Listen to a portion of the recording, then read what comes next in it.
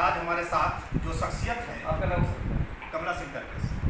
तो मैं कमला सिंह तरकस और मेरा चैनल है द तरकस, और हमारे साथ बैठे हैं मैकस आदमी, जिनको पूरे देश में राष्ट्रीय स्तर पर पहचाना जाता है आपकी अपनी शायरी के नाते।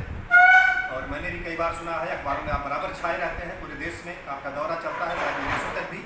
तो आज हम हरिहा के उस विद्यालय में हैं जिसको शेख मसूद इंटर कॉलेज के रूप में जाना जाता है। एक खास स्कूल है जिसको देखेंगे आप तो शायद कुछ नज़ारे हमारे कैमरे से भी आपको दिखाई पड़े, अच्छा लगेगा। तो हमारे साथ मैकस आदमी हैं जो बड़े शायर हैं। मैं उनसे पहला सवाल यही करना चाहता हूँ कि आपने अपना नाम मैकस रखा, इसके पीछे क्या है आपकी सोच है? मैं आपके सवाल का जवाब दूँगा, लेकिन सबसे पहले मैं तरकस जी आपका बहुत बहुत स्वागत करता हूँ कि आप यहाँ पर आए हैं और मुझसे इंटरव्यू कर रहे हैं। और द तरकस शो के चाहने वालों को, उसके श्रोताओं को और उसके पाठकों को और इसके सारे जो कारकुनान हैं उनको मैं मुबारकबाद देना चाहता हूँ कि आप इस तरह का चैनल चला रहे हैं, गाँव-गाँव जाकर लोगों से मुझसे बातें कर रहे हैं। और इस कार्यक्रम में शेख मसूद इंटर कॉलेज के वार्षिकोत्सव में एनुअल फंक्शन में आप आए हुए हैं और हमारी आपसे मुलाकात हुई, और ये खुशगवार मुलाकात के लिए मैं आपको शुक्रिया। दूसरी बात यह है कि जैसा आपने सवाल किया कि आपने अपना नाम मैकस क्यों रखा, ये मेरा नाम नहीं है, ये तो मेरा उपनाम है।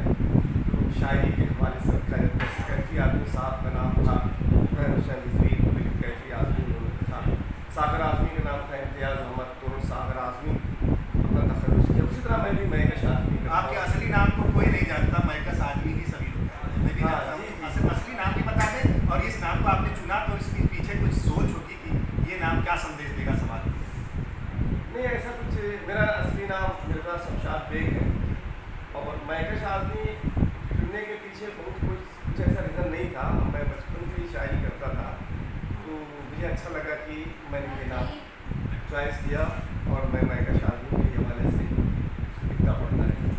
मैकस कहने से एक याद आ जाती है बच्चन की, मधुशाला की, जो कहती है कि यहाँ कोई भेदभाव नहीं, यहाँ सभी लोग बराबरी में हैं। मंदिर मस्जिद भेद बढ़ाते, प्यार बढ़ाती मधुशाला। तो कुछ वो भी ध्वनि वहाँ से निकलती है। आपकी शायरी को मैंने सुना है, और बड़े तरन्नुम में आप जब गाते हैं तो सब लोगों का दिल जीत लेते हैं। तो मैं आज चाहूँगा कि आज इस बातचीत में आप अपना उसका नज़ारा भी देंगे, कुछ अपनी पसंदीदा कोई चीज़ सुनाएंगे। देखिए, शायरी जो है वो एक पैगाम है, वो एक संदेश है, वो इंसानियत का, भाईचारे का। देखिए, संवेदनशील व्यक्ति ही के साथ इंसान ही कलमकार हो सकता है। मेरा अपना मानना है कि अगर कोई आदमी दूर हो, बहुत दूर हो, और उसको साहित्य की लत लगा दी जाए, साहित्य की चीज़ पढ़ने की और सुनने की, वो धीरे धीरे उसकी पूर्णता समाप्त हो जाएगी। शायरी इंसान को इंसान बनाए रखती है, जिसका सबसे बड़ा फन है वो आदमी को इंसान बनाने का काम करती है। और ये बहुत बड़ी बात है। आज दुनिया में जो सबसे ज़्यादा कमी होती जा रही है वो इंसानियत की कमी होती जा रही है, और शायरी की कोई हद नहीं होती। जैसे परिंदों की कोई हद नहीं होती, वो इस मुल्क से उस मुल्क, उस मुल्क से उस मुल्क, किसी भी मुल्क जा सकते हैं। उसी तरह कलमकार के लिए कोई मुल्क की हद नहीं होती, कोई सीमा नहीं होती, बल्कि वो इंसानियत की बात करता है, वो मोहब्बत की बात करता है। देखिए, आप देखिए, उर्दू और हिंदी के तमाम बड़े शायरों और कवियों ने एक दूसरे मजहब का किस तरह से सम्मान किया है। कुंवर महेंद्र सिंह बेदी शहर एक नाम हुआ करता था, उर्दू का बहुत बड़ा नाम था। उन्होंने मोहम्मद सल्लल्लाहु अलैहि वसल्लम के लिए कहा है कि इश्क हो जाए किसी से कोई चारा तो नहीं, इश्क हो जाए किसी से कोई चारा तो नहीं, सिर्फ मुस्लिम का मोहम्मद पे शायर है। उन्होंने भगवान श्री राम के लिए कहते हैं कि है राम के वजूद पे हिंदुस्तान को नाज, अहले नज़र समझते हैं इसको इमाम हिंद। दूसरा मैं आपको लेता हूँ एक नज़ीर अकबराबादी, 300 साल लगभग उनको गुजरे हुए, और उन्होंने भगवान श्री कृष्ण के लिए कहा था कि यारों सुनो ये दूध के रुपैया का बालपन, और मथुरी नगर के बसैया का बालपन, बन बन के द्वार गगनों चरैया का बालपन, कैसा था बांसुरी के बजैया का बालपन, क्या क्या कहूँ मैं खुशी कन्हैया का बालपन।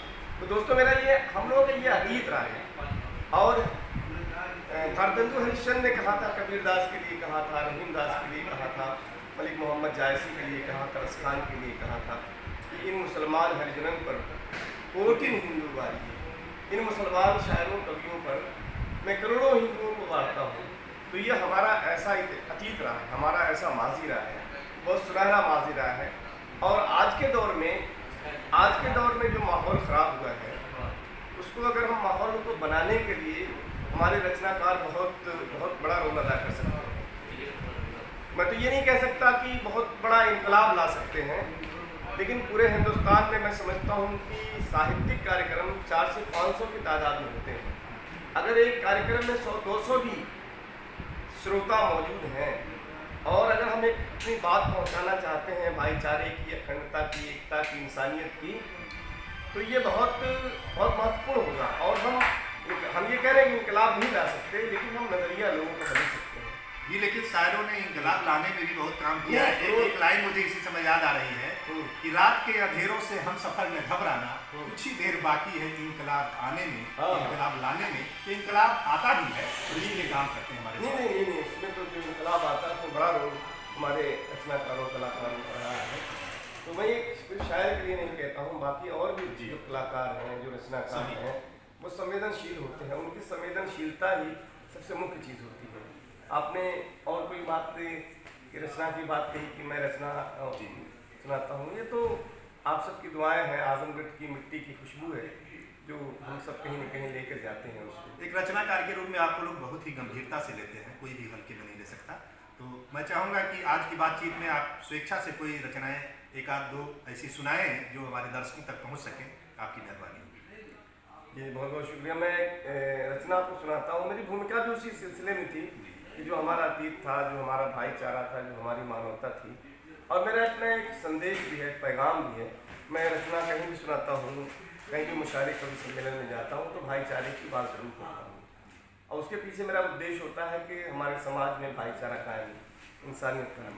तो एक छोटी सी मैं रचना आपके बीच में प्रस्तुत करना चाहता हूँ। श्रोताओं, मुझे महकश आज़मी कहते हैं, आपसे रूबरू हुआ हूँ मैं।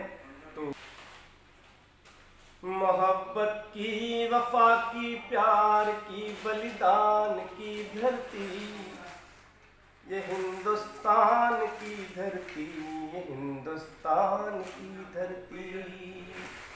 मैं इस नज़्म को पढ़ने से पहले मैं एक बात कहना चाहता हूँ कि एक वाक़या है, बहुत बड़ा वाक़या है, बहुत बड़ी घटना है आपकी करबला की, जहाँ मोहम्मद सल्लल्लाहु अलैहि वसल्लम, प्रॉफिट मोहम्मद के नवासे को शहीद कर दिया गया था।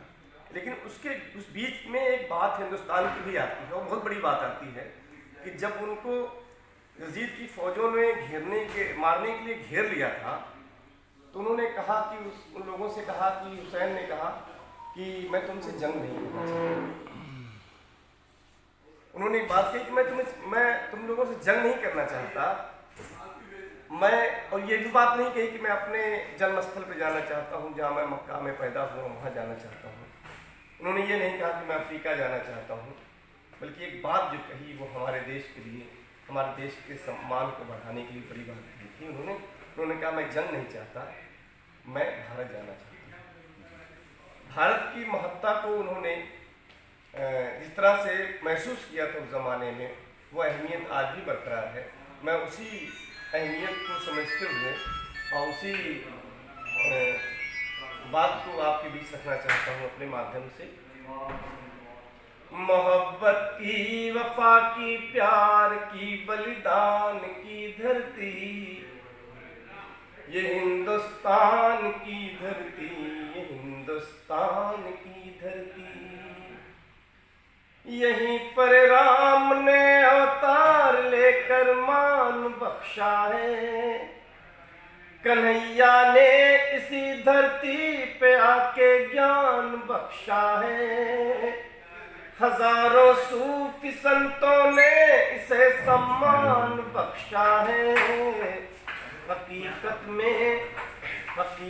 में यही गौतम के है निर्वाण की धरती, ये हिंदुस्तान की धरती, ये हिंदुस्तान की धरती। दोस्तों, भाषाओं के संबंध में जैसा बहुत सा विवाद होता रहता है, मैं भाषाओं की सीमाओं को नहीं मानता और एक बंद प्रस्तुत करना चाहता हूँ आप सबके लिए। ये हिंदुस्तान की धरती, ये हिंदुस्तान की धरती, यही हिंदी की भूमि है, यही उर्दू का मस्कन है, यही खुसरो का नानक का, यही मीरा का आंगन है। यही हिंदी की भूमि है, यही उर्दू का मस्कन है, यही खुसरो का नानक का, यही मीरा का आंगन है, यही टैगोर का इकबाल का गालिब का मदफन है, यही तुलसी कबीरा सूर की रसखान की धरती, ये हिंदुस्तान की धरती, ये हिंदुस्तान की धरती, ये हिंदुस्तान की धरती, ये हिंदुस्तान की धरती। शहीदों और वीरों की अभी जिंदा कहानी है, भगत अशफाक बिस्मिल की लिटी इस पर जवानी है। शहीदों और वीरों की अभी जिंदा कहानी है, भगत अशफाक बिस्मिल की लिटी इस पर जवानी है। हुई कुर्बान टीपू और जफर की जिंदगानी है, यही मैकश है गांधी के हर एक अरमान की धरती, ये हिंदुस्तान की धरती, ये हिंदुस्तान की धरती, ये हिंदुस्तान की धरती, ये हिंदुस्तान की धरती। बहुत बहुत शुक्रिया तर्कश के चाहने वालों का। देश के लिए आपने जो ये गीत गाया, समर्पित किया, बहुत ही सुंदर रही। और आपने इस गीत में ये भी बता दिया कि हिंदी और उर्दू दोनों इसी धरती से हैं। तमाम लोगों को ये गलतफहमी होती है कि उर्दू कोई विदेशी भाषा है, तो ये आपकी गीत ने ये साबित किया है। और आप चाहें तो 1 मिनट में उसका कुछ खुलासा बता दें लोगों को कि उर्दू इसी देश से है, इसी देश की भाषा है, वो कहीं विदेश से नहीं आई है। नहीं, ये तो अगर सवाल ही बढ़ा दीजिएगा कि विदेश दुनिया के और किसी देश की तो भाषा भी नहीं है, भारत की है। भारत महाद्वीप जो भाषा विज्ञानी बताते हैं हाँ, यही पैदा हुई।